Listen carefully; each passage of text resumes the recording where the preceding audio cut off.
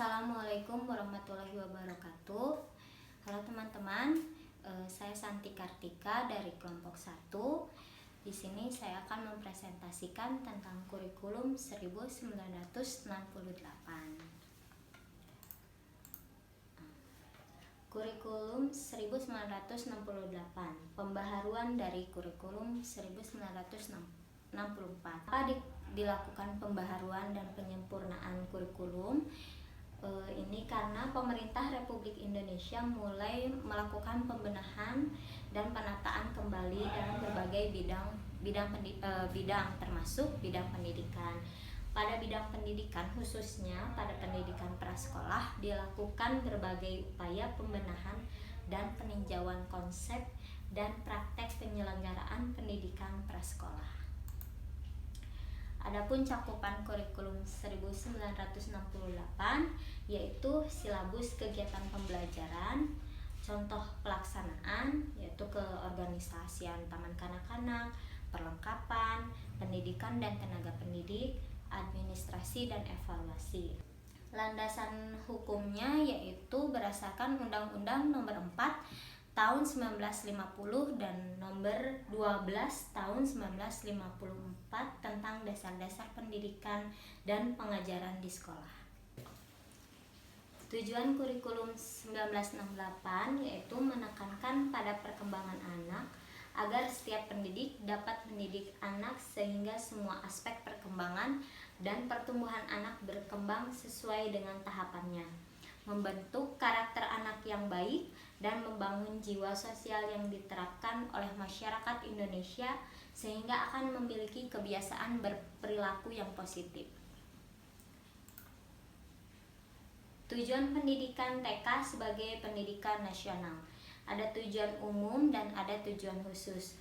Tujuan umumnya yaitu membentuk masyarakat Indonesia yang berjiwa Pancasila dengan taat dan bertakwa kepada Tuhan Yang Maha Esa, yang sehat jasmani dan rohani, terampil dan kreatif, serta bertanggung jawab kepada Tuhan, masyarakat, negara, dan pada dirinya sendiri.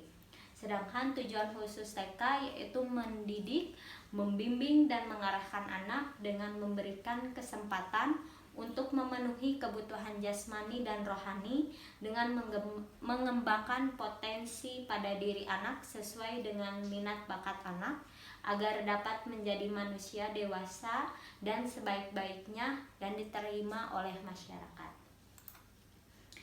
Isi program kegiatan kurikulum 1968. Yang pertama yaitu bidang penerapan Pancasila. Bidang penerapan Pancasila ini dimaksudkan untuk kebutuhan anak yang dimana asas-asas Pancasila merupakan pegangan dan memberikan arahan kepada anak supaya tercapainya tujuan umum tadi, yaitu tujuan umum TK itu menjadi manusia yang Pancasilais sejati, yaitu misalkan pendidikan kebutuhan yang pendidikan ketuhanan yang Maha Esa. Yang dimaksud yaitu menanamkan, memupuk kepercayaan akan adanya Tuhan Yang Maha Esa, serta kasih sayang terhadap segala ciptaannya, cinta kasih sayang kepada sesama, dan toleransi antar agama. Terus yang kedua, bidang bermain atau kegiatan bebas. Ini pun dibutuhkan untuk anak untuk melakukan kegiatan bebas, kegiatan secara bebas menurut kehendak hatinya. Jadi anak bebas untuk bermain misalkan di dalam ruangan atau di luar ruangan. Misalkan kalau dalam saat pembelajaran, saat sekolah itu ada waktu istirahat. Terus yang ketiga, bidang pendidikan bahasa. Bahasa ini juga dibutuhkan untuk anak karena anak untuk dapat menyampaikan pikirannya, perasaannya, keinginannya kepada orang lain itu yaitu melalui bahasa. Menstimulasinya itu bisa dalam kita bercakap-cakap, bercerita, mendongeng, bermain peran. Itu adalah salah satu untuk mengembangkan kemampuan berbahasanya. Yang keempat yaitu bidang pendidikan alam sekitar. Bidang pendidikan alam sekitar ini anak mempunyai keinginan untuk mengeksplor mengeksplor atau menyelidiki dan mendapatkan pengalaman dari lingkungannya atau alam sekitarnya.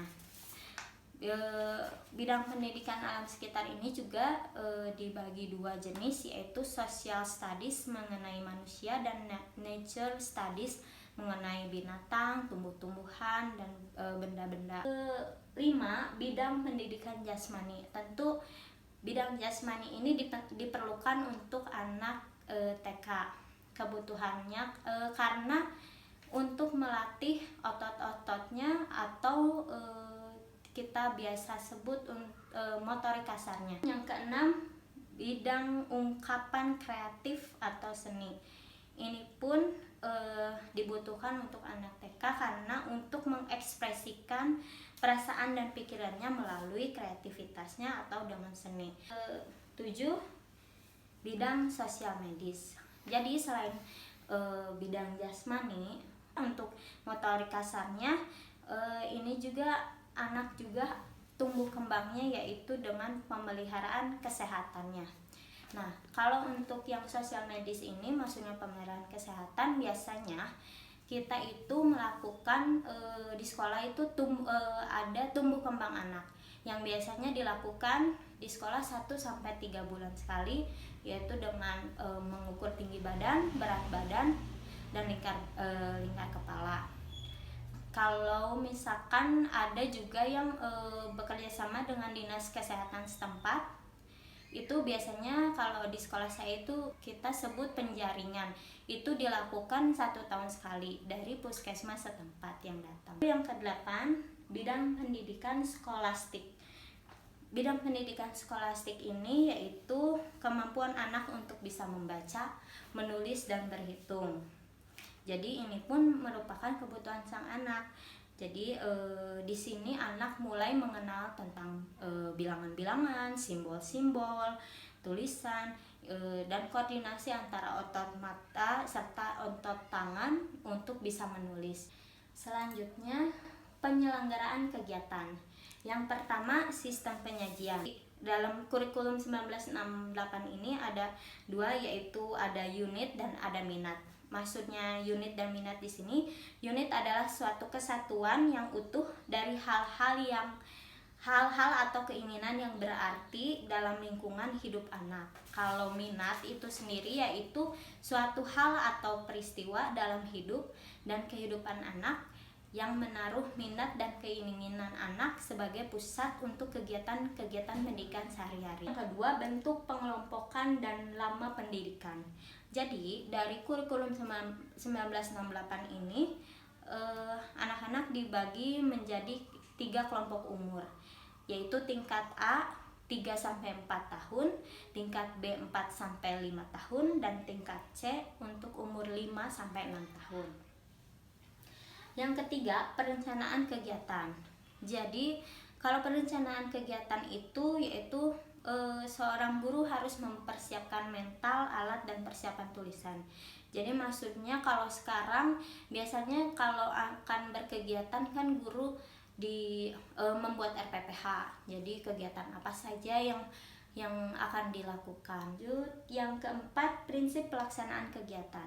Prinsip kurikulum 1968 ini lebih menekankan kepada kebebasan anak, tapi tetap lebih mementingkan pada kegiatan kelompok. Yang kelima yaitu evaluasi. Tentu saja setiap setelah selesai kegiatan, tentunya guru-guru itu melakukan evaluasi. Itu saja yang bisa saya sampaikan, kurang lebihnya saya mohon maaf. Assalamualaikum warahmatullahi wabarakatuh.